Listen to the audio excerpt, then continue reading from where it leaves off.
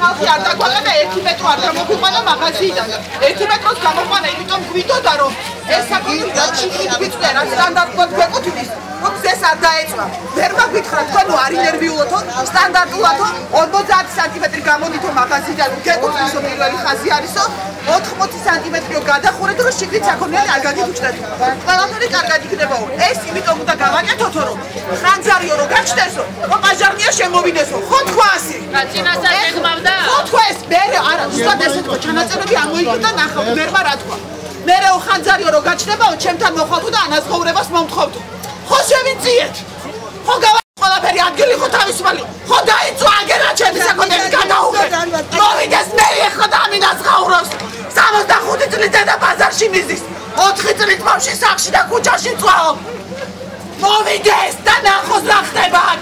რატო დაიწვა მისი სიტყვის მერე ბაზარი მითხრას. ბაზარია უნდა შემოვიდესო, ხო შემოვიდა ეს იგი რა ხდება ხალხმა გავაგებია ცარიელი. რა ხდება ხალხი? რა ხდება გამაგები აგერა საქონელი დამწვარია. ხო თქვა, ცეცხლიო რო გაჩნდესო ჩემთან არ მოხვიდეთო მერია არაგინას გაურებს. დაიწვა საქონელი მოვიდეს მერი. მერი მოვიდეს. ნახოს დაითვალოს. 30,000 ლარი საქონელი სათხრია ნახოს.